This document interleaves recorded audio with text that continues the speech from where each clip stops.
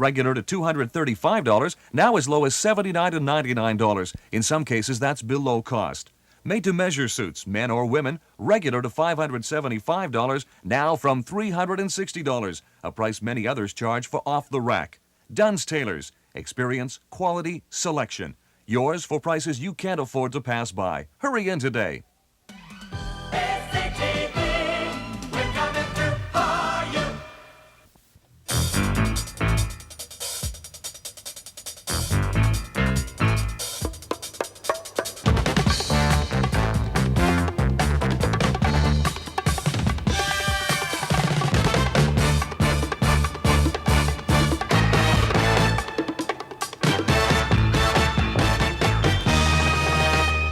Good morning. I have a number of questions to raise entirely in the public interest this morning.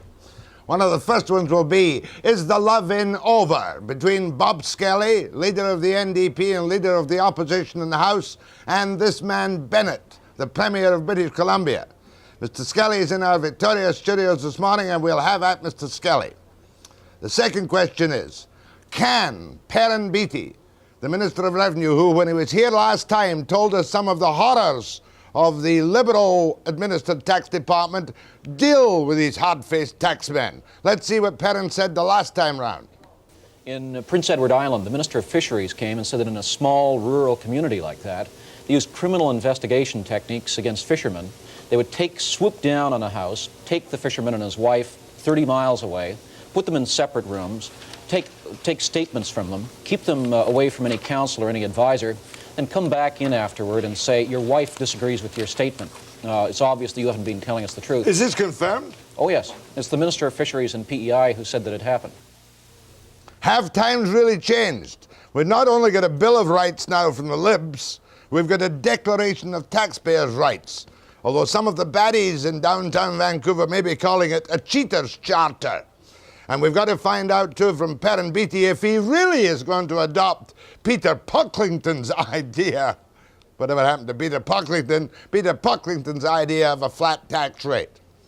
So Perrin Beatty will be here this morning. And then we're going to have a fairly straightforward discussion with two experts on the problems of living and working with schizophrenia. Dr. Fred Adrian and Mr. Peter Gomery, who is director of the Canadian Friends of Schizophrenia. But first from Victoria, gloves off, I'm sure now, between Skelly and Bennett after the break.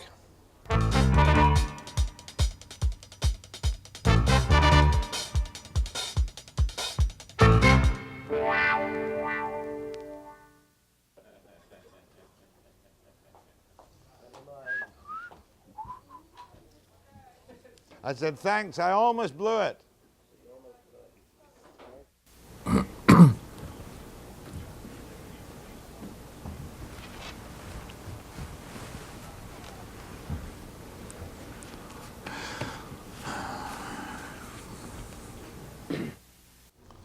Bob Skelly is the leader of the opposition and leader of the NDP in the House of Victoria. Mr. Skelly, a lot of people are worried about your private meetings with Bennett, especially over this business of that cosy little handout to begin with of the pay increase for the MLAs. Has Bennett double-crossed you on that now? Because it looks as if he's backing away from it and you had still agreed to it. Well, first of all, I've never talked to Bennett about the salary increase before the bill came down in the House or before the report came down in the House. Bennett and I have never spoken on that issue at all. But is he trying to settle it behind closed doors now? Absolutely. He wants to refer the issue back to a committee that existed during the last session of the legislature, and a committee that wasn't charged with debating MLA's salaries and benefits in any case. There were no terms of reference referred to them. But I thought you had agreed to a 7% increase, and then Bennett had given it to Peck, and Peck had said, no, it's too much, it's only going to be half that.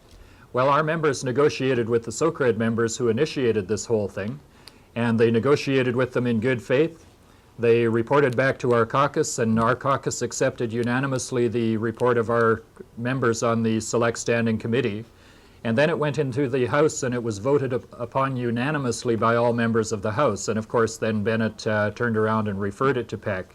I think he panicked as a result of the public response. And of course you're hanged with the image too of a guy who was quite willing with your party to take 7% at a time when we've got 250,000 unemployed.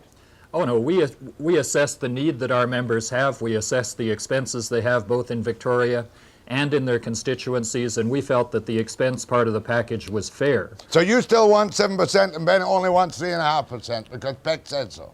Well, it's not a question of negotiations anymore. It's not a question of what we want. It's a question of what the Premier is willing to give. And there's absolutely no way that we can trust the Premier in negotiations. So what we're saying is that it will not be referred back to a committee that meets behind the curtain. It will not be referred back to a committee that existed in the previous legislature and now no longer exists under the rules of the House. As far as we're concerned, the public's business will be done in public, and if the Premier is embarrassed at the issue of MLA's salaries and expenses, then he shouldn't refer it at all. If he wants to refer it, it's going to be done in public as far as our members are concerned, and that's what the rules of the House say. Fair enough, but you still want the 7%? Jack? Yes or no, sir? We assess the need of our members, and our members needed that increase in expenses, and that's why we voted for it. Clear. And we'll stick to it on principle, sure. Fair enough. I'll now be very kind to you. It was a ghastly speech from the throne. Empty, vapid, vacuous, and nonsensical. Do you agree? I agree. I think it was an insult to the people of British Columbia. There's 228,000 people out there who are on unemployment insurance. There's 200,000 people on welfare.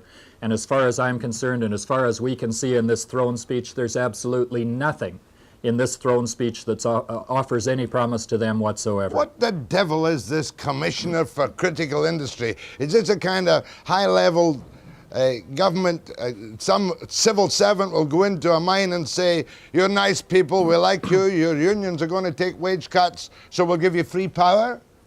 Well, as far as we can determine, it was something that materialized in the Premier's mind when he was on a beach in Maui reading Lee Iacocca's biography. This Premier has been putting industries on the critical list so fast that he's now developed some quack to give them their last rites, I guess. I really don't know what he has in mind. What we should be doing is making it possible through changes in our long-term economic plan in this province that industries don't go on the critical list in the first place. Yeah, but this commissioner, there's no legislation saying preferred rates of this or that. There's no actual plan. Who is this commissioner going to be? Well, I don't know. Virtually every Socred in the province is working. I don't know where he's going to get the commissioner, maybe from Ontario somewhere. But really, what we need in this province is a long-term plan, a long-term economic plan that provides some fiscal stability, that provides some taxation stability, that provides some labor relations stability to keep those industries off the critical list in the first place. And then we can start dealing with creating new jobs. Do we know when we're going to get the name of this Commissioner for Critical Industries? I think the whole thing is crazy. Well, I guess as we found out in the meeting with the Premier yesterday, we're not going to get too much in the way of information in advance of it being presented to the public. How phony is the Vancouver gas pipeline? Well, I guess you'll have to ask Pat Carney. You won't get a straight answer from Social Credit on it. You'll have to ask Pat Carney.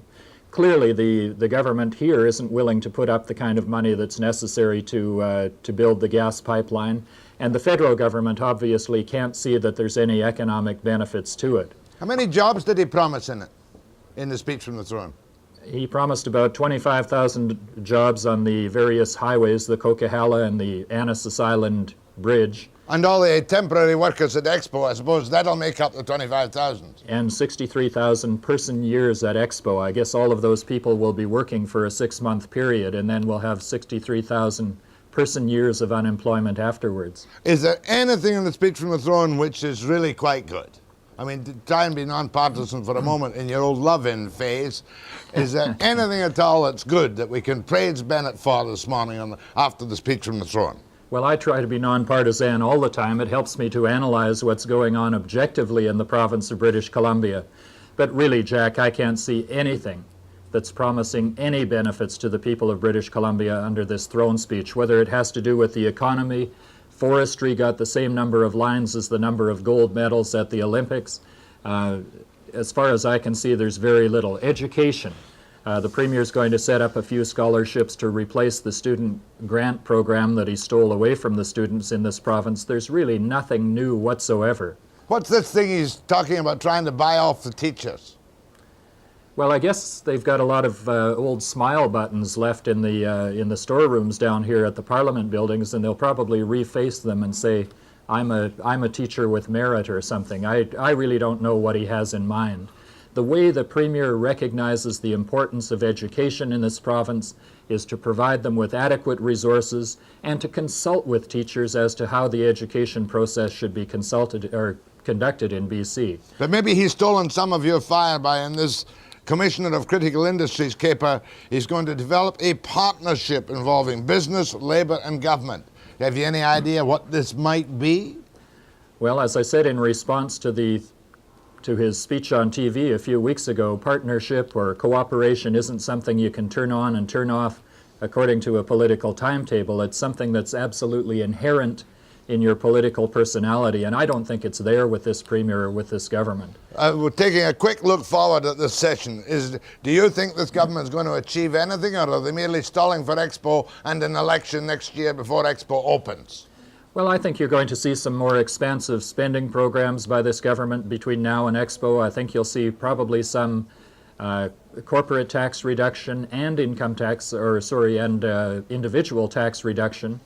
And I think that the Premier will be trying to make the people of BC feel better about him and feel better about social credit as we go up to Expo 86. I think he's going to want us to forget about the 2 years under the restraint program and simply think about what social credit is doing now. Well, I certainly hope the people of BC don't forget. Did you say no more private meetings with Bennett? Is that your new policy, Mr. Skelly? Oh no, I think we should continue on, and that relations between the Premier and the Leader of the Opposition should attempt to set the tone of debate in the legislature. Meetings to date haven't been all that productive, but I'm hopeful that we can conduct a more civilized legislature in the future. A lot depends on the Premier right now. At least it might be more edifying for school children to go this year, and they won't see the kindergarten capers of last year. Well, we would hope that they won't see the kindergarten capers of the last few decades, but again, a lot depends on the Premier. My thanks to Bob Skelly, who doesn't have an easy job as leader of the NDP. Next, Perrin Beatty, Minister of National Revenue in that pristine, fairly pristine Tory government in Ottawa, after the break.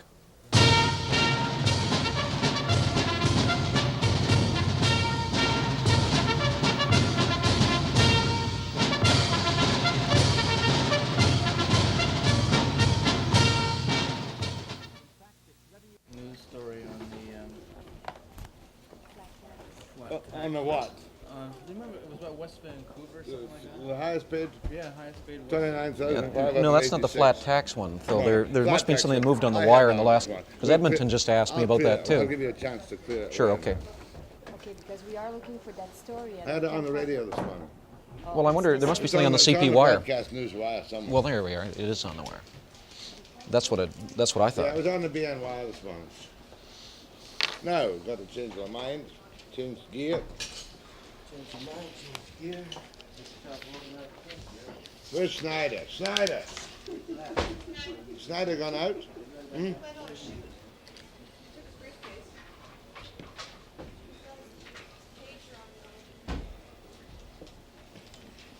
Pager.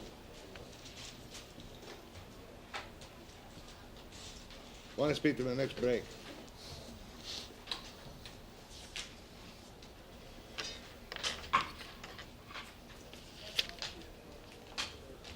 There we go.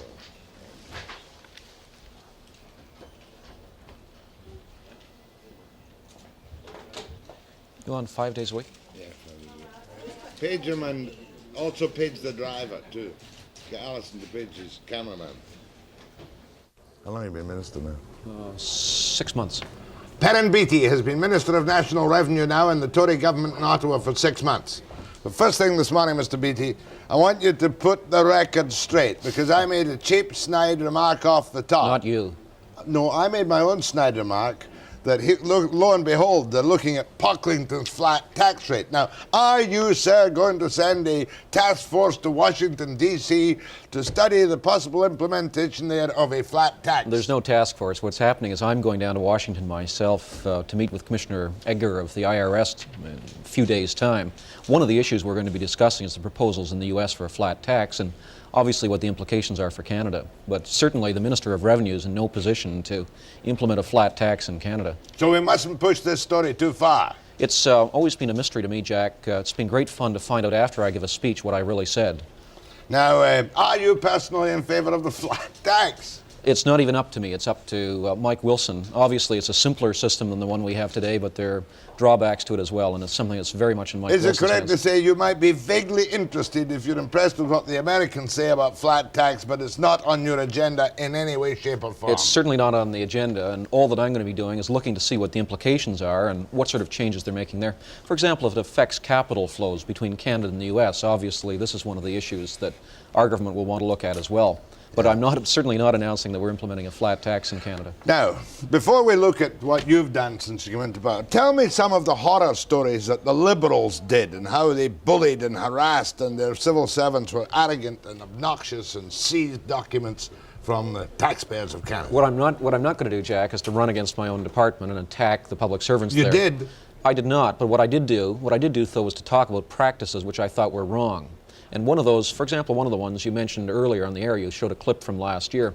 There are others. I have serious concerns about the laws that stood before, where if you were reassessed, for example, if you were to send in your income tax return, if the department sent you out a revised statement which said that you owed more money, even if you objected to it, you were required to pay within 30 days, and if you didn't, they could seize your bank account or your paycheck, or if you're a business, take away your accounts receivable. This is a system just plain wrong and unfair. Another one, which our officials disagreed with strongly themselves, was often in many of the district offices there were quotas on inquiry staff or on assessors or on auditors or on collection staff.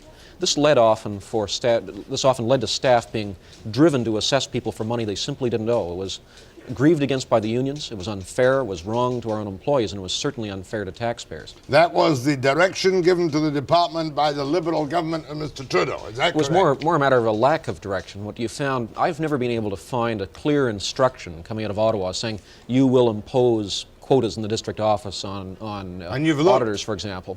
I've looked for any, obviously I would want to withdraw it if there were such explicit orders given, but what they did do was to create a system where spontaneously in office after office, you found these sort of quotas popping up. No more quotas. That's right. No more arbitrary seizure of bank accounts or garnishing if a taxpayer says, I'm going to appeal this assessment. That's right. You have the right to go through the full independent review within the department, and secondly, even to go to court and have your case considered the first level of court. It would be only after you lost your case in court that the department could move in to require payment. Oh, well, I can see it's a nice way to get a cheap loan from the government. I will say I owe them $50,000. And you assess me that, and I have to pay it. And I say, you know, I make cock-a-snook at them. Cock-a-snook. Cock-a-snook? Is that the expression? You've got me on that one. I cock-a-snook at them and say, I'm not going to pay you until I've been to court. So therefore, I get that money for 2 years interest-free. No, it's not interest-free. The interest clock is running back from the time when you first were required to pay the money. In addition to that, we've built in a protection into the legislation that says that if it's clear to the court, not to Revenue Canada, but to the court, that first of all, there's no legal grounds whatsoever for your appeal, and secondly, that the only reason that you were doing it was to delay making payment, then the court can assess a penalty. I think what we'll be finding is that the people who will be appealing will be people who genuinely feel that an injustice is being done, and we won't be seizing their bank account before they have a chance to have a fair hearing. So when I get my assessment, if I'm going to object to the assessment, if I immediately make an objection to the assessment, do I have to pay? No, not until you've had a chance for a fair hearing. All right, and I have a fair hearing first with the tax department. That's right, in the appeals branch, secondly of the right, if you're not satisfied, to appeal it to the courts. But up to the appeals branch, there is no penalty for simply appealing if it's a normal, honest appeal. No, certainly not, and there's no penalty for appealing even to the courts if it's an honest appeal. Unless the judge finds specifically it was a spurious appeal. Exactly, that you knew at the time there was no basis for it whatsoever in your motivation. Very important point, though. I get my assessment, and I go to the income tax, your department's appeal procedure. I can appeal that without any possibility of penalty. That's right. Aha. Lots of people who hold large sums will appeal in principle. No, what you will have is you'll have people appealing because they feel an injustice is being done. Still, again, the interest clock will be running back from the time when you Right. should have paid. There's no quarrel or dispute on that. But what I want to make sure, Jack, is that where people feel that injustice is being done, they have a chance for a fair and independent hearing. And that, all too often in the past, didn't happen. Good. When did you decide on this public relations gesture of a declaration of taxpayers' rights? I can think of a couple of big businessmen in Vancouver who will look at this as a cheater's charter. When we decided on it was back at the time of the PC Task Force report in Revenue Canada Did last you April. recommend that in your task When we force? said the minister should create a taxpayer's Bill of Rights, a plain language statement of the treatment that taxpayers have a right to expect at the hands of the department. And I think it was a recommendation that was widely applauded at the time. I love this one here, and I'm not being snide. You are entitled to courtesy and considerate treatment from National Revenue Taxation at all times, even if the man or the woman's had a bad night, feels awful that life is going to hell. I don't recall that second portion in there. My second all right. portion. You are entitled to courtesy. You are entitled to be presumed honest. You are entitled to an impartial determination. How did the department take this? Is this not really an implied criticism of all of your staff? It's not, far from it. What it is a statement that from top to bottom in the department we're committed to recognizing these rights. And that one of the things that's been impressive to me, Jack, is the extent of cooperation I've had from the staff in saying, look, we want to have good relations with taxpayers. We want to have voluntary compliance. We want to treat people with decency and with respect who are honest. And we want to ensure that our voluntary tax system that we have is able to continue. How much are you owed just now in uncollected and delinquent taxes? It would be about $3.8 billion, roughly 10% of the federal deficit for our collectibles. Are And we want to bring that down. these are not all evaders, are No, they aren't evaders, because an evader is somebody who doesn't declare income in the first place. These are instances where taxpayers concede they've exhausted their appeals, or they concede that they owe the money but they haven't paid. In some cases it may be because of a firm is in receivership, for example, that it can't pay its taxes. In other cases it may be people who've simply chosen not to pay. 10% of all your annual revenue? No, roughly equal to 10% of the federal deficit. It's not counted in the deficit, but if we were able to collect all of that money, you could reduce the federal deficit by 10%. Perhaps this will make customers smile to the tax department too. I hope that it'll build a better relationship both ways. More with Perrin Beatty, Minister of National Revenue, and I'm going to take your questions too to him, just to keep him on his toes after the break.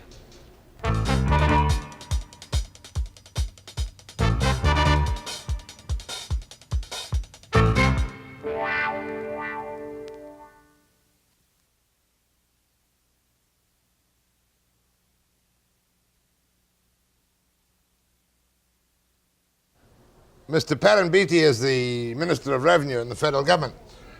I presume yours is the only department in government which has got an unlimited extension of staffing available if you need it. I don't think we have an unlimited extension. There are a lot more people we would like to have, but certainly the department has had more resources made available to it by the government. You have not had to cut your budget. You've not had to trim like the others. We've had to hold the line as much as possible, but one of the things we recognize is, for example, one of the problems taxpayers were having when they called in on inquiries was there were quotas put on many of the inquiries officers because there weren't enough people to answer the calls. They were told, okay, if Jack Webster calls, you can speak to him for, say, 5.5 minutes, then get off the line after that. It was ridiculous because it meant that often people who had problems found themselves cut off and the department wasn't able to serve them. What we want to do is to ensure that they have the resources that are necessary to do the job. You've stopped that. Oh yes, we sure have. So therefore you'll have either there will be fewer people served over a longer period or you'll get more people and give everyone equal treatment. Exactly, because there's no sense having an inquiry staff unless you can do the job. Now what I'm afraid you might get a lot of questions are on tax changes. Are you knowledgeable, said he in a nice way, about any possible changes on this universality caper? No, sir. What there is at the present time is a study paper that's out, and what the government's doing is simply soliciting suggestions. But it would be Mike Wilson ultimately who'd have to make the decisions on that. I don't know where we'll go on the questions. Let's try this one off the top here. The one about UIC. Go ahead, please. Yes, Mr. Beatty, I was wondering why it is that the government doesn't take a little more income tax off your unemployment insurance, because at the end of the year, anybody that's on UI can't afford to pay it. And I just like to hear your answer, and I'll hang up now. Okay, there's a minimal deduction. Have you any idea what your deduction is on UIC? Caller? He's hung up. I guess he may have hung up. Minimal deduction on UIC, and it's a very sensitive question. Jack, I can't tell you what the figures are. I know it's a problem in BC at the present time with unemployment being as high as it is. Obviously, what you don't want to do is to have a situation where you're taking so much of a person's unemployment insurance check that he's incapable of making ends meet. But we are trying, in any case where we're doing source deductions, to try to strike the balance and to cover the tax owing. You're not involved in the Prime Minister's pledge to make the rich pay handsomely, are you? I will be indirectly. Obviously, if changes are made in a budget, then it's my responsibility to implement the changes. We'll try another call. Go ahead, please. Yes, I'm just curious to find out what the status of the peace tax is. I was just wondering if it was another pacifist dream or not. I think, Jack, what the caller is asking about is whether or not Canadians have a right, if they object to their money being used for the Department of National Defence, to earmark the money and to say, look, we'll only have it going, for example, to a peace institute or some other activity like this. Legally, you have no right to do that. Obviously, each of us have concerns about various things that governments do, but we still have to pay our taxes, and we don't have a right to say, look, I don't agree with the fact the government's funding this, that, or the other thing, and I'm going to refuse to pay my taxes. For instance, I don't agree with spending $85 million on new uniforms for the armed services when nobody in the armed services ever wore the old uniforms. So I might say, okay, here's Webster's money, and I pay lots, but not for uniforms. That would be stupid. Yeah, you don't have the right to do that. It's in essence a tax strike, and you don't have the right to do that. Go ahead, please. Hello. Yes. Hello. My call is on the thousands of parents who have children at home now who have completed school, can get a job, we're over 21. They're being supported by the parents and with medical and food and everything else. Now, unless they go out on welfare, in which case then the government has to support them, why can't the parents claim these children as deductions on income tax? Jack, what I'll have to is, it's because the law doesn't permit it at the present time, and anything like this, which is a suggestion for a change in the law, I'd have to take back to Mike Wilson. See, I have another one. I've got a couple of friends, you see, who are, as many people are, separated and paying child maintenance. Now, the child maintenance agreements were made, say, 10 years ago when it was $25 a week. Yes. And that was a written deductible order. They've been legitimately paying 5, 6 times that, but they can't deduct the excess, can they? Yes, and that's one of the difficulties, I'm sure. One of the whole concerns that I want to look at, and obviously that Mike will as well, is the whole question of treatment of maintenance orders and others to ensure that it's fairly done. And indeed, in my case, to make sure that you don't get double taxation, where you have an agreement between a divorced husband and wife, to ensure that you don't tax both the husband and then the wife on the In cases like this where the husband is giving in excess of the allowance, he's got to get his order changed before he can deduct that. Yeah, and obviously there are problems that are posed by this in terms of going to the courts and in terms of ensuring that there's equity in the system. Go ahead, please. Yes, I've got a good one for you here. I was the operator of a company, and because when the economic recession hit, we virtually were forced out of business. What we have found since is that we can't declare bankruptcy because we can't afford to pay a receiver. We can't finish filing some taxes because we can't afford to pay our accountant. And at one time we were chased by the income tax department because they felt that they could get some money from us, and when they found out they couldn't, they quit calling. Now what we want to do is try and get the whole thing cleared up and get on with our lives and get off unemployment insurance that we're both now on, and get back and try and make a go of it again. What do? Is there any department or is there any way we can get through to the tax system? Can you help this man? Yes, I hope so. I can't promise we'll be able to get him the answer he wants, but could you call, are you covered by the local Vancouver district office? Where are you calling from? I am now. This happened in Alberta. Okay, could you call the local Vancouver district office and ask for the chief of collections?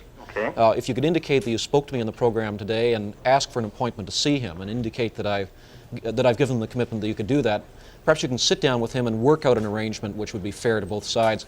We want to ensure that where people have the ability to pay, obviously that they do, but in a case where somebody doesn't have the ability, we have to recognize that as well. Good. That's the kind of call I'm looking for, is that the Revenue Department's tactics are difficulty to the Revenue Department, because obviously Perrin can't tell us what Mike Wilson and Mulroney are going to decide about child tax credit. Go ahead from Victoria. Hello, Jack. How are you this morning? Fine. Good. Okay, I have just one question for you. I have two kind of small businesses, the handyman and kind of chimney sweep deal. And I was told by a lady who does my income tax, unless I've made a substantial profit throughout the last 2 years that I haven't filed, that I'd be able to go up to 5 years without having to bother to file. Is that true? Oh no, you should certainly file, and let me advise you as soon as possible. please call the local district office in Victoria, and staffers there would be glad to assist you on that. It is essential if you are making an income to file, and it's important that you come in and that you report it first rather than having one of our auditors discover it as part of our activity. Because once you've filed, you're on the books. Once you file, you're on the books, but more important than that, if you don't file and the department finds you, there can be serious troubles. But not now. They're going to be courteous, smiling, pleasant. We'll smile, but we'll take you to court. Sorry, sir. Go ahead, please. Good morning, Jack. Morning. The last caller from Alberta was a case something similar to mine. For 18 years, I paid my taxes in this country, and the last 1981 and 82, I missed the 2 years because of my business going down and my marriage breakup. And then I never reported the 2 years. He forced luck for the last 2 years. And I've been going to go down, but I'm just kind of scared to what's going to happen. He's frightened to go down because he missed 2 years and he's been, obviously he shouldn't be frightened anymore. Sir, let me ask you to go down to the local district office. We have a policy in the department which is this, that in a case where a person has understated his taxes or if he hasn't filed, if you voluntarily come forward and you say voluntarily, look, I've got something where I haven't paid my taxes fully, I want to bring myself back into conformity with the law, we will not lay charges, but it has to be voluntary. What we will do is to ask you to pay the taxes that are owed, and in cases where you haven't filed as yet, we'll require you to pay a late filing penalty. Yeah. But it's important that it be voluntary. If it is not voluntary, and if an auditor finds it, then obviously you could be open to tax evasion charges, and that's a very serious offense indeed. Does that help you? Yeah, there is no way, Jack, that I can report the amount of money that I earned in them 2 years. Why not? Well, my records were destroyed and whatnot. Why go and tell them the truth? We will, that's the important thing, is to come to us, tell us the truth, and let us try to work something out. Enough. In a case where somebody voluntarily comes forward and says, look, I want to put myself back into conformity with the law, we'll be as cooperative as possible in trying to do that. And the important thing is that where it's voluntary, you won't run the risk of criminal prosecution. Let's do a few more calls. Sure, this is quite good. It polishes your image. I don't know After the break.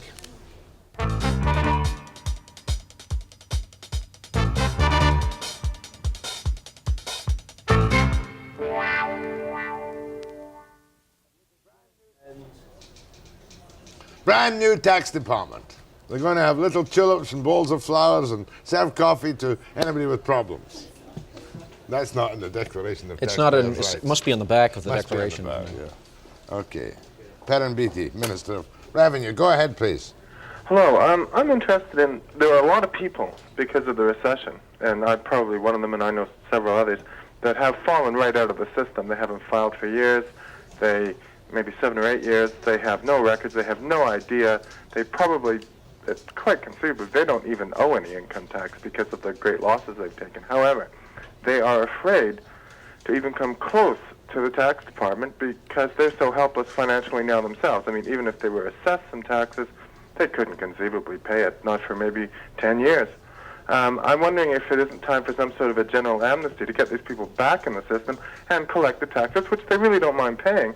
They just don't have the money. What we'll do is two things. First of all, where a person voluntarily comes forward, we won't lay charges, which will ensure that a person isn't faced with court prosecution as a result of not having filed. Secondly, our collections people recognize the fact there's no sense putting somebody into bankruptcy as a result of the fact that they simply can't pay. We'll try to work out a procedure for repayment over time, which will allow you to pay the money you owe, but to do so over a period of many months and stay in business. Make sure there's no point at all to us to put somebody into receivership or into bankruptcy and on unemployment insurance instead of having them working and paying taxes. But Jack, the gentleman's story reminds me of an experience I had about 2 weeks ago in Halifax, where we were visiting the local district office and I was going around to shake hands with my own employees. And my chief of staff was with me and a reporter from Maclean's, and as we were coming out through the inquiries section, there was a young couple who were coming in at the time. And I thought, well, taxpayers, I should go over and introduce myself, and said, hi, I'm Perrin Beatty, I'm the Minister of Revenue, and just wondering how my staff were dealing with you. The young couple blanched and shrank away, and my own staff were smirking, and the poor guy said, well, I'm just here because I haven't paid taxes for the last 3 years, and I was afraid you were the police. That's good. Good. Go ahead, please. Oh, did you? Go ahead, please. Yes, good morning, Jack and Mr. Beatty. Good morning. Two questions. One, a person who does become delinquent and your department catches up with them, issues a third-party demand for 50% of your gross earnings, and then you negotiate that down to 35% and get things back on track. They want it all back in 1 year, and because you're self-employed and not deducted at source, you're not entitled to a more orderly repayment of the outstanding debt, plus paying back the overdue taxes. You're also supposed to set aside a portion of your income for the current year's taxes, and if you don't submit quarterly, you get dinged with another $300 or $400 bill at the end of the current fiscal year. And it seems as if you're on a treadmill and you can never get on top of the situation. They say, well, gee, you're lucky it wasn't 60%. But I will admit they did negotiate it down to 35%. So it's slowly getting retired, but they are quite insistent that it has to be paid back within 1 year. And the other question is, why is it that it's a continual case of musical chairs from one collector to the next collector? About every 3 months you find yourself having to explain your situation to a new party in the collection branch. There's only one supervisor in the Vancouver District Collection Branch that I can really talk to that seems to be human. The rest seem to be a little less than that. Well, I think that one of the complaints I've heard often from people is that they want to have one person to deal with, and they find that when they call on different occasions that they find themselves shuffled from one person to another. That's something I haven't been able to come to grips with as yet, and I'm going to be wanting to ask my staff when I meet with them today what sort of procedures we have to try to ensure as much consistency and continuity as possible. One of the problems is we're a very large organization with 30,000 people across the country, and with 17 million people that we're dealing with, and we can't promise to assign one individual to a specific case. The second issue that you raised was that of the level of repayment. The fact is we're going to be wanting anybody who owes taxes to pay. There's no question about that, and often by the time that somebody pays interest on the money that he is owing, the money itself plus the money that he owes for this year, it often amounts to a very significant part of a person's income. We're prepared to sit down and negotiate with taxpayers and say, okay, let's work out a regime that's fair to you, but make sure that you pay all of the money off too. What we're not prepared to do is to say, gosh, you didn't bother paying your taxes before you had problems, don't bother about it now. I recognize it puts a burden on people, but it's a burden which has to be there. Otherwise, we have to have other people who had already fully paid their taxes carrying more than their fair share of the burden. But he's still got to make his repayments, he tells me, in 1 year. Not necessarily. It would depend. This would be a negotiated settlement in this particular case where our staff would have sat down with the gentleman and said, look, in our view, it's going to pinch you, but it's possible for you to retire the debt within a year. We want to see it retired as soon as possible. What you don't want is a situation where it drags on year after year and where the interest payments are more than the principal by the time you're finished. Are you encouraged by the minister's response, taxpayer? A little bit, Jack, a little bit. I will say it would have been nicer to sit down and do it over 2 years, but I've had to occasionally negotiate a temporary lift of the third-party demand for, say, one check to get my head back above water, and it is often difficult, but I guess we'll survive. If there are, Jack, if there are specific problems that people have with the arrangements that are made, our staff is available to rediscuss it. If your circumstances change, for example. Fair enough. Go ahead, please. Then come on in and see us. Go ahead. I'd like to inquire about annual leave credits for employed people. He's got me stumped on that one. No, we don't know the detail on that one. I'm sorry. What he could do is call the local district office and they could give the information to him. From Enderby, BC, go ahead. Hello. Good morning, Jack. Good morning. Now, what does a person do when they've worked for a company that's gone bankrupt, the owner's disappeared, you can't get a T4 slip, and he still owes you money? How do you fill out an income tax? You just tell the income tax department. You just tell them and give them an estimate of what you think you got. Go on and call our local district office and ask them for their assistance on that, and they'll be glad to cooperate in any way possible. Were you deducted at source? What? Did you pay tax? Deduction at source. Well, you got to presume that they made the proper deductions at source, and the tax department knows what, if anything, they received from that man. And I think I'm correct. If he didn't give the tax deductions, he should be a hunted criminal. It would also help us to get an idea of exactly what your income was and how much you owed. It may very well be that your taxes have been fully paid. Maybe. Ask the local district office to take a look at that. Go ahead from Mission, BC. I'm concerned about the child care expense where you are allowed to deduct so much. Are we any good in that, Perrin? 3 times the amount in order to have somebody look after a child. I'm a single parent. I think, Jack, essentially what the gentleman would like is a change to the legislation, and certainly I'll carry back his concern to Mike Wilson. Good enough. Go ahead, please. Yes, good morning, Mr. Webster. I'd like to ask Mr. Beatty what control the income tax people have over people who are working in this country and sending money back home. One particular instance I know of, the guy used to brag to me that he'd send $5,000 home at Christmas. Yes. And he'd go back every second year, and he would bring back $4,000 out of the $5,000. Oh, you're talking about deductions for dependents overseas? Yes, that's right. Well, there was a $20 million racket in that, which the tax department told us about a few years ago, which we did on the program. And I think the regulations were tightened somewhat after that, but it's a big loophole. Jack, it's a difficult area because on the one hand you want people who have families, for example, in a third world country, to be able to send money back and to support them.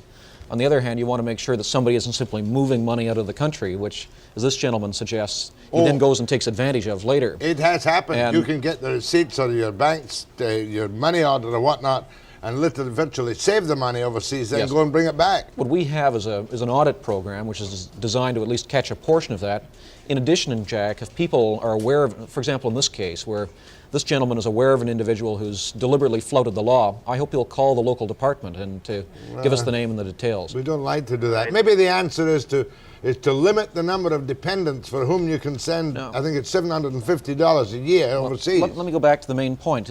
I don't think perhaps we don't like saying to the authorities that somebody's breaking the law, but if you saw somebody robbing the corner store, you'd call the police. That's essentially what's happening here. Honest people are being robbed by somebody who's dishonest, and we've got an obligation as citizens to ensure the authorities know about it. Back to my other point, would it not be a good idea, though, to restrict the number of dependents for whom you can send money overseas and deduct from your tax? Well, except that could be very unfair to people who, for example, had large families and where it was the Canadian who had the income to support the rest of the family. What you want to do is to ensure that where people are claiming dependence, that it's done in a fair way and that they're obeying the law. Perrin Beatty, you're still pristine in office. We shall hold you to your declaration of taxpayers' rights. And I must say you've given me courtesy and consideration in the program this morning. Thank you very much, Jack. Next, we're going to deal with a medical subject, Canadian Friends of Schizophrenia. Thanks, Perrin. I'll be back after the break. Thank you.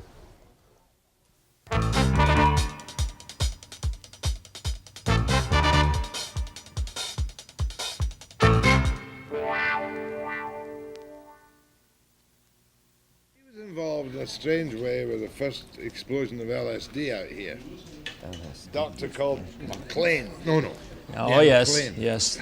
This was a place in U.S. Hollywood Minster. Sound. That's it, yes. I vaguely remember that. People died there. People died in ditches outside of it. It was a complete... That's an old story, fortunately. Hollywood Sound. Dreadful place. And did a couple of stories out. Charlie McLean, not Charlie McLean, let's get his name right. Made a lot of money in real estate. Big ranch up at Ashcroft. Yes, he did. It's a very strange people. Yes, he did. Are you the director of the Canadian Friends? That's correct. Schizophrenia is one of the conditions which worry many families. It says here, in fact, that we have 10,000 new cases every year. And it's the greatest disabler of youth between the ages of 17 and 24. I have with me this morning Dr. Fred Adrian, who's a psychiatrist for the Burnaby Mental Health Unit, and I have Peter Gomery, who is Executive Director of the Canadian Friends of Schizophrenics. Tell me about your organization and how extensive the problem is. Jack, it's a very extensive problem. 1% of the population universally is afflicted with schizophrenia. It's a problem that until the 50s, with the introduction of the neuroleptic drugs, which have helped to control the condition, prior to that time, it was regarded as a mental illness. Unfortunately, it afflicted the families as much as the victim because of the public attitudes towards this particular form of illness. And families were very often shunned. There was very little help available in terms of coping with the many difficulties of this very tragic illness. Our national president, who's a volunteer, had two brothers who had schizophrenia, and his second son developed the illness. He took an early retirement in an attempt to bring together families and said, I can't cope alone anymore, and started a parent group of families and friends in Oakville, Ontario. It's mushroomed now to the point where we now have the Canadian Friends of Schizophrenics, and Mr. Jeffries, who is our founder, has started a World Schizophrenia Fellowship, and he now has this going in 12 foreign countries. So the movement has just really taken off in less than a decade. And we're very proud of the accomplishments that have taken place, particularly in British Columbia. There's been a mushrooming of new chapter development in this province. I was delighted to be a guest speaker at the Vancouver chapter last evening. And this is what we're trying to do, is bring families together, relieve the fact that they've often been so oppressed by this illness, that there's help available, the support network of families caring. He said something just now which I don't want to admit to total ignorance. He said that schizophrenia, is it a mental disease? We think so. We don't know the exact nature of it yet. It's not a mental illness. Is it a mental illness? An emotional condition? We think the most strongest view right now is that it has a biological base, probably a biochemical disorder as a base, which makes a person vulnerable then. And come sufficient stress in life may then bring about a breakdown and an acute flare-up. If I were to say the name Sybil, would that mean a lot to a lot of people? That famous book about the split personalities. That is not what schizophrenia is. This is one of the myths that we're trying to change. This is what I wanted to get at. It's not multiple personalities. It's an individual with schizophrenia very often will withdraw. They may have hallucinations. But in terms of two distinct separate personalities, that's one of the big myths about schizophrenia, and that is not a factor about schizophrenia. I think a way of looking at that is that the schizophrenic person has one personality, but the parts of that personality don't harmonize. For instance, a person may think a sad thought, but emotionally may be laughing, so that there isn't a congruency or a harmony between the parts. A splitting within that personality takes place so that the parts don't harmonize and work together. Now, that's totally different than a split personality. There you have, in that actually very rare condition, you have a person living a complete personality at one time, and it's all working together. At another time, maybe a different kind of personality, but I working think together. you two have given me one of the best explanations I've ever had of this very complex situation. Now, you said that 1% of all Canadians. That's correct. 1% of all people all over the world, anywhere. Now, most of these people are, of course, quite functional in every way. 1% schizophrenia, is it disabling always? Is schizophrenia always disabling? Well, let's put it this way, Jack. Schizophrenia is not a curable disease, but it is a controllable disease. It was only in the 1950s that they developed the neuroleptic drugs, which have been a great boon to helping to control the illness. But to suggest that the person is ever cured, I think that's a misnomer. What's a neuroleptic drug? Neuroleptic drug is a special kind of a tranquilizer. We call it a major tranquilizer. Perhaps a better word is it's an antipsychotic drug, which means that it helps to restore a person's thinking when it has lost contact with reality. For instance, if I have a delusion, I think that maybe the FBI is after me when they aren't. That's a delusion. It's a distortion of reality.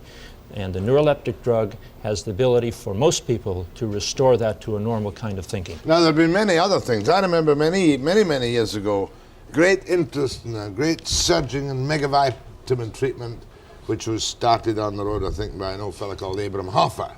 Was that any good? Well, my response to that, Jack, is that... do you not want me to ask questions? No, I don't mind that at all. Our organization adopts the medical model. We're convinced that the illness of schizophrenia is not related to diet or not related to a lack of proper vitamin supplement. Now, many people have said by taking vitamin supplements they have found a change in their child. If so, I'm not going to argue with Bless them. Bless them. If it's helped them, fine. But I think the scientific knowledge known today would not totally endorse the fact that diet is the factor in dealing with schizophrenia. But to be totally healthy in any normal way, you must have the proper food and the proper nutrients and the proper vitamins. Can I add to that? Yes, please. My view, and the question comes up frequently and quite reasonably too, because we wonder about it. The way I see it is this, that there are certain approaches to the condition that have become, about which there has come a consensus over a large area of the medical field. In other words, these neuroleptics we're talking about, like chlorpromazine, they've had many hundreds of studies which show that they work better than placebo. Now, if you go to the vitamin treatment, there are some people who feel that they have been helpful. However, there are also quite a few other people, like Bannon Lehman in Montreal, like Wittenberg in the United States, who have not found that to be so. So you don't find that consensus yet. And so we have to say, really, it still belongs to the experimental field. We want to go with what there is a general consensus on, but we're hesitant on the other. Is it inherited? There is some suggestion, there appears to be some genetic predisposition. I mentioned our founding president who had two brothers with the illness, and his second son has developed the disease.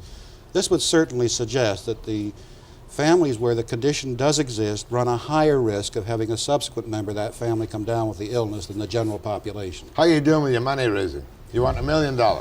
I desperately want $1 million, Jack. I think, again, schizophrenia has not had the popularity in society because it's been misunderstood. There's been so many myths about it. Very true. And I guess part of my job, and I'm grateful for having the opportunity to be on your show, is to try and educate the public, because I think and I believe very firmly that an informed public will realize that to make a contribution for schizophrenia research is really an investment. It's not making a donation, because I think it will yield a dividend in improved health, improved productivity of those who are afflicted with the illness, and I think society generally will be the beneficiary. So as part of our education to try and ultimately raise $1 million for research, we're starting out with education to try and, as I say, inform the public and enlighten the public about what schizophrenia is, a very tragic illness. Let me just add, to get a little perspective, diabetes has about the same frequency, 1 in 100 in the population. So schizophrenia, also 1 in 100, is at the same level of frequency. Now, we all know about diabetes. We know lots about it, but we don't know very much about schizophrenia, and yet it's just as common. You're prepared to take calls this morning? We won't diagnose people, but we'll take general calls on the problem, eh? After the break.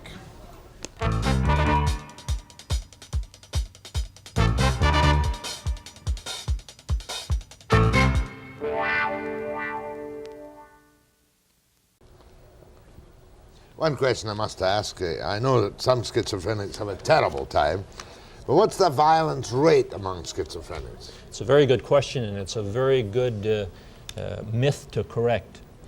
People commonly think that there's more violence in that group than in the average population, and studies have been held on that many times and have not shown that to be true. So that the violence rate with them is no more than the average community. There was a time when all schizophrenics were confined, was there not?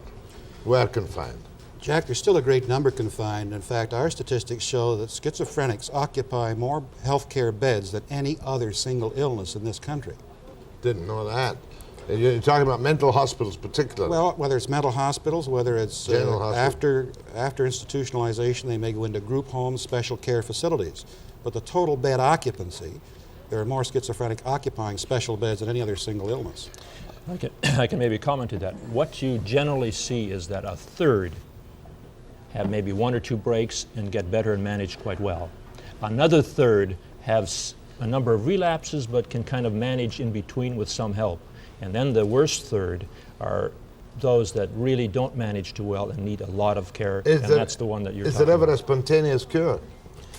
Yes, there is. About 10 to 25% will have one bout and stop it and stop the condition and won't have any more trouble. Without necessarily the neuroleptic drugs? That's right. Just vanish? That's right. Could well be a remember old Hoffer used to say, was it Hoffer? Whoever. Chemical imbalance. It's a possibility. Certainly that's the strongest theory that we look at now. We're talking about this dopamine theory, which we probably don't want to go into, but that is where it's sitting. I have the president of the Canadian Friends of Schizophrenia from Victoria here this morning. Caller, have you met Peter Gomery? No, we figured we couldn't afford to come over to... Well, meet him now. Good morning. I'm Viola Keith, president of the Victoria Friends of Schizophrenics. And first of all, Jack, I want to mention your headline is not correct. We are not friends of schizophrenia. We are friends of schizophrenics. And there's a vast difference. We're not friends of the disease. Did we have that wrong this morning? I'm sorry, you'd have to speak louder. I can't hear too well. Did we have that wrong this morning? Oh, I've been saying that. Yes, you did. Oh, please forgive me. Just sloppiness on my part. Canadian Friends of Schizophrenics. Right, and it's very, very important to us, okay? Oh, yeah, I can understand your sensitivity on that. Now, do you have something you want to say? Yes, I do.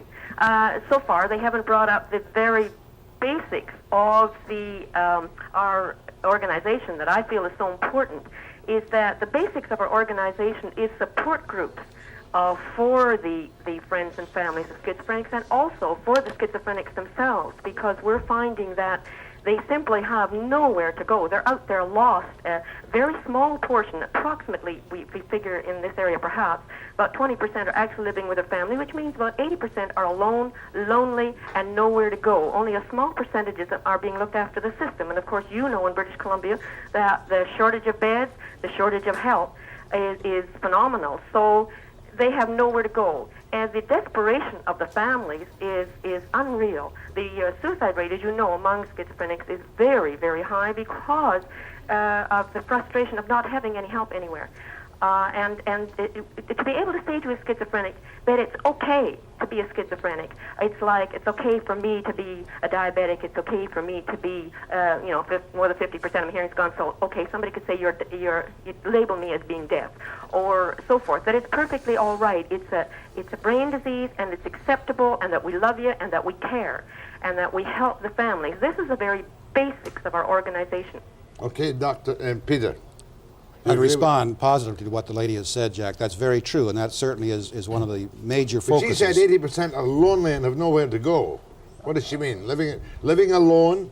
Well, I think what's happened over the years, Jack, is that many of these patients may have had frequent hospitalization or institutionalization. As we know, in recent years, there's been a great move to get patients out of the hospitals. Unfortunately, there wasn't a support system in the community to help these individuals who were being released from the hospital. Was that a good move? Well, that's being debated on to some degree. As you know, the big shift came in the 50s, and the short-term stay hospital developed with then community care. And of course, that means a lot of smaller groups, a lot of smaller homes, and it really required a lot of money to be able to develop those. And I don't think all the money went that way that was made by having them come out of the hospitals. May I say something about that? Yes. I'd like to say that we figure in Victoria, for instance, that the government shut down some beds. We only have a few homes. They cover, like if we figure statistically wise that we have 2,500 schizophrenics in Victoria, maybe 2,000. So maybe they're looking after 80 or 100 people in the homes or whatever. Figure that one out. Where are all the rest of the people? And they turn them out of the hospital, and there's absolutely no follow-up. We've been promised, because they took away some beds, that perhaps we should have 17 nurses in the community. We have 6. A nurse told us the other day that she has 60 schizophrenics and the family to look after. Now, you tell me how one person can look after that many people. And that's one of the reasons that our organization is there. But of course, then again, we will be doing the work for the government that they're not willing to pay for. In other words, we're going to be doing all this for nothing. And this is, of course, the government, I'm sure, is quite delighted. But there is a necessity, and we want to do this, and we're a part of this. I recognize it, and we're working very hard. Ma'am, best of luck. Thank you. Thank you. Right, she called this morning. Go ahead from Kelowna. Hello. Yes, ma'am. My brother was schizophrenic. Yes. And I'm a nurse, and I also have dealt with schizophrenic patients. I understand the illness, and I totally back up the last caller. There was absolutely nothing for my brother when he was released from hospital. And over a period of 10 years, he was discharged from the Riverview Hospital at least 10 times, like once a year. And he would be discharged back into the community with no follow-up except maybe a psychiatrist. And the 2 psychiatrists in Kelowna at the time had both recommended that he be in hospital almost for his lifetime. What resulted was just a horrible life for my family and for my parents. He was a very difficult person to live with, and the problem was keeping him on his medication. But it was really, I think, part of the problem was the Riverview staff and the turnover in staff. And along would come a new intellectual and say, he's the best of a bad lot, send him home, get him back out into the community. Where really... Don't go away. The families who have experienced the disturbance of a schizophrenic in the family generally feel safe, want them to be put into Riverview. I don't experience that at all. I think the majority of the families are doing a yeoman's job in being a very key part in the whole recovery process. But if a person has been hospitalized. But it's a very difficult process, and they need every assistance that there's possible. And by that I mean not just medication to cover the acute symptoms, but I also mean certain day programs where social skills can have been recovered, where a person can then develop to the point where he may be job ready for a certain kind of job, or build up again his educational ability gradually to the point Should where we be ashamed of the facilities we have in this country? In a word, yes. Yes. But that's not a criticism, I think, Jack, per se, as much as it's been the lack of appreciation, the lack of understanding. There's a desperate shortage of a total spectrum of services for the schizophrenic patient. And even in the boom years, you didn't do that well, did you? That's correct. Whereas the other people got a lot of what they needed and wanted, and properly so. You were an unpopular condition. Well, we didn't have the volunteer movement to do the hollering on their behalf either. That's a relatively new phenomenon, the development of And that is vital for any... Very much so. The voluntary sector can be a very strong advocate on behalf of the victims of the illness, and this is what we're promoting. Thanks for your call, nurse. You want to carry on, doctor? I think there's one thing to be said, though, that although it's inadequate, and there's no question about that, there's certain areas in the province where it's a little stronger. But in a comparison study between the care in Vancouver and the care in Portland in the last year, we were way ahead. But that only shows how poor it must be over there. Portland, Oregon. Yeah. More with Peter Gomery, doctor psychiatrist. Peter Gomery of the Canadian Friends of Schizophrenics. Correct. And Dr. Fred Adrian after the break.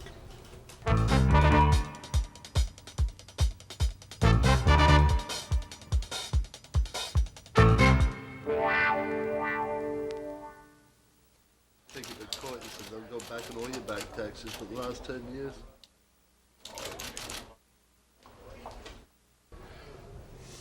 Now, more calls. We're talking to the Canadian Friends of Schizophrenics. Go ahead, please. Yeah, hi. Earlier you were talking about it possibly being a chemical imbalance. What I'm curious about is it a chemical that the body produces itself, maybe due to a stress factor, or is that also possibly a genetic thing? Yeah, this area is still needs a lot of clarification, and we're not at any place ready to say just what the final story is.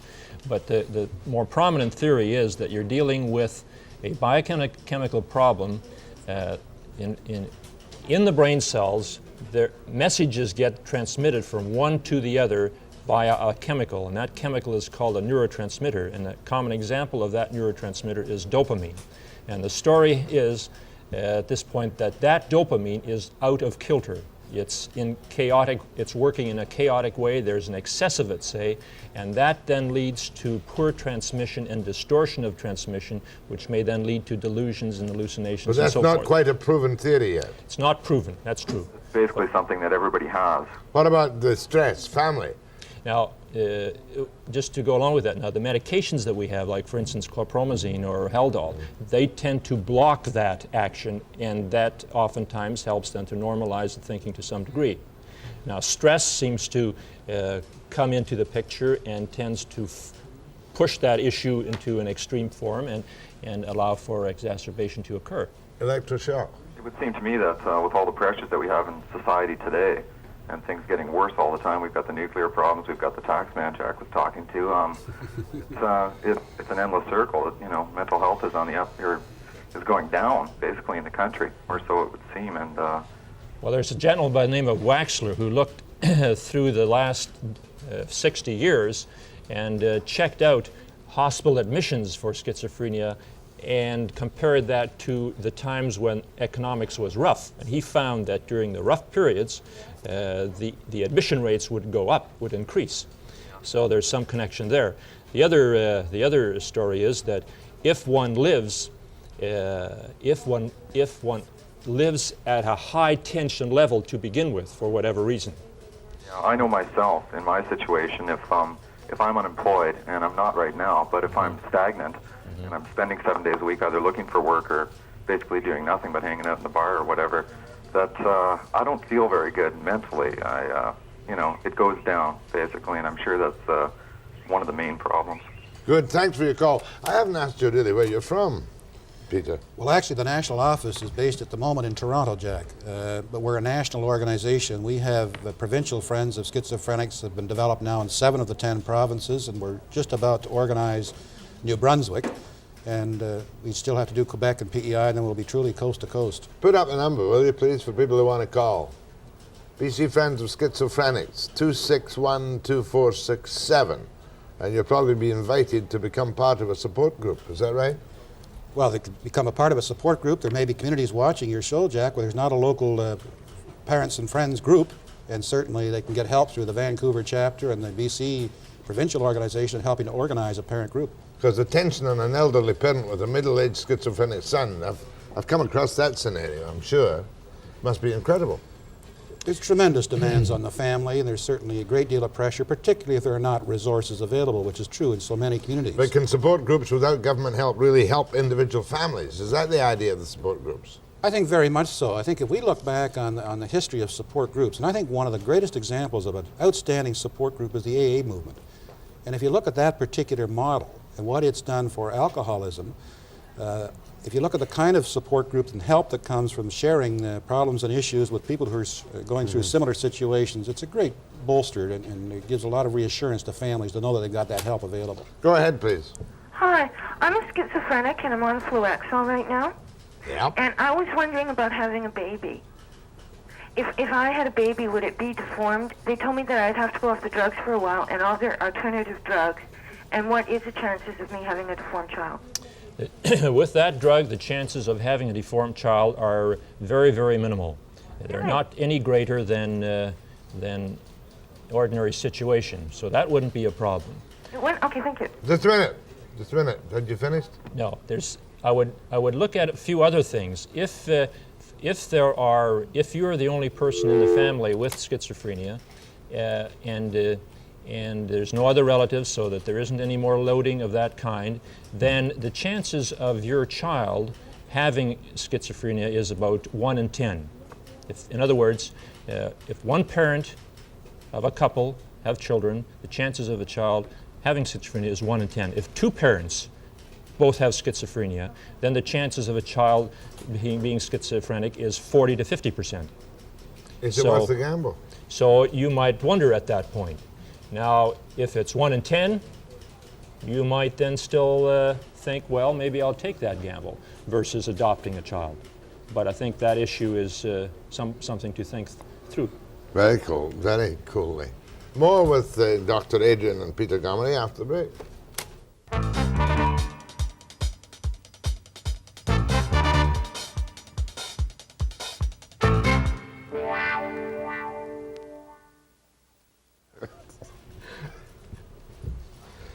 Canadian Friends of Schizophrenics. Peter Gomery, the Executive Director from Toronto, and Dr. Fred Adrian, psychiatrist. Give me, when does it start? Who does it hit most? Unfortunately, Jack, it hits the late teenager and the early adult person most commonly. Rarely does it get them after 40 or 45. So it hits them before they have really got going in life, before their skills have developed. Before they've got their vocation going and their life partner. So it hits them at that very critical point. And it really sends their lives into a very problem direction. And bright. Schizophrenia doesn't affect the alertness, aptitude, or IQ of anybody, does it? They're bright kids. Bright kids. Invariably, they're very bright, Jack. Often it happens in university, and this is what I think one of the reasons is it the stress of university that perhaps precipitates the onset of the illness. But the unfortunate fact is it just robs youth of their potential. It's that time when they have to come to grips with their sexuality, maybe find a mate, look at their vocation, what are they going to do that way, separate from their family. So you got a whole bunch of things that most of us maybe don't think much of, but really are very powerful stressors. Go ahead, please. Hello, could you tell me if schizophrenia can strike a child as young as 4 and 5 years old? And if so, what symptoms to look for? There is something called childhood schizophrenia that I'm not that familiar with, but I'm told that the symptoms are somewhat similar. In other words, you still get distortion in your thinking, And you still have chances of having hallucinations, and you still have delusions where your thoughts get, where you get false ideas. But it's a little harder to pick it up at that age, of course. Fair enough. You better see your doctor, I think. Go ahead, please. In regards to that, You know what I mean. that lady that just phoned up, I have a 7-year-old son, and he was diagnosed as having Tourette syndrome. It's a tic disorder, and he was on that haloperidol. Yes.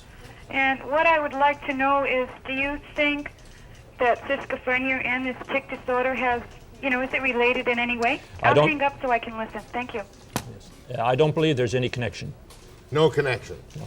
You happen to use the same medication, but there is not a connection between the two conditions. Go ahead, please. Good morning. A member of my family has a mental illness, and what I was wondering is, she was never told what exactly it was.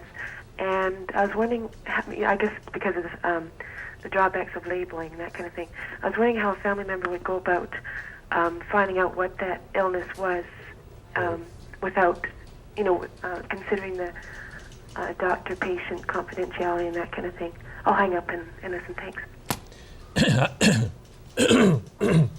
Excuse me, I gather she wants to know more about the condition. Yeah. It's very true that it's hard for a physician to talk to family members about another member that they're seeing.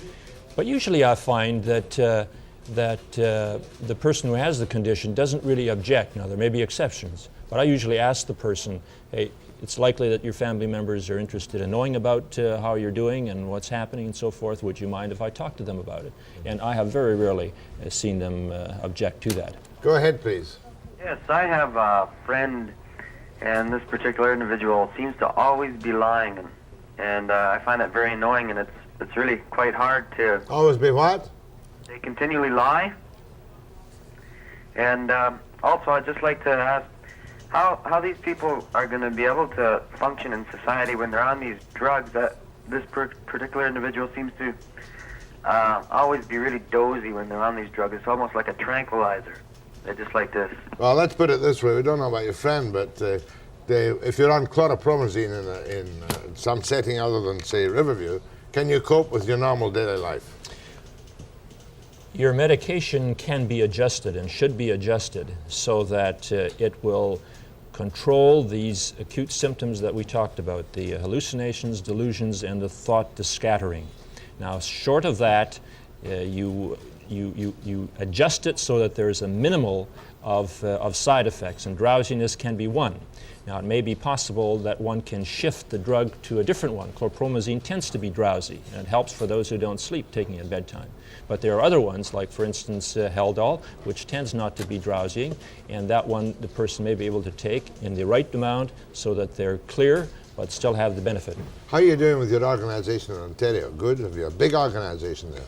Well, we were very fortunate in Ontario, Jack, that the provincial government decided to allocate a very substantial sum of the lottery funds to help the provincial organization become established.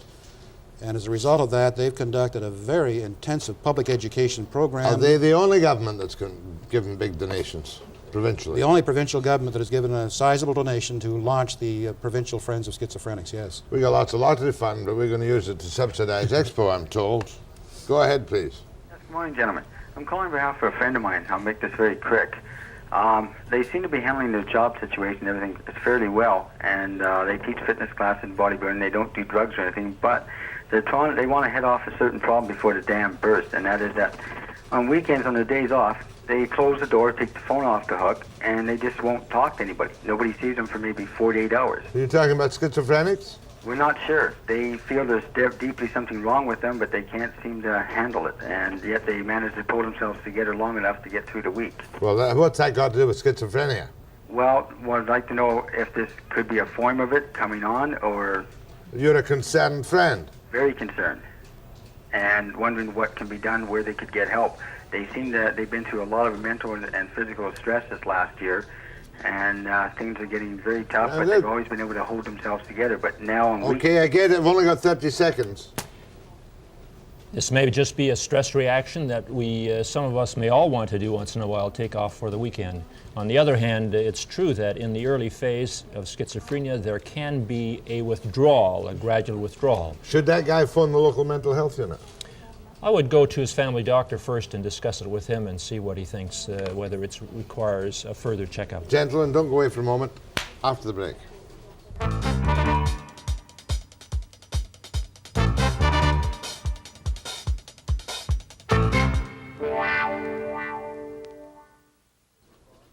Number of things for tomorrow. Senate reform, time it was reformed. Senator Perot. Dr. Dalziel of DL, healthcare crisis for the aged. And a story on the BC Association for Children and Adults with Learning Disabilities. And I'll be back tomorrow, as ever, at 9 a.m. precisely.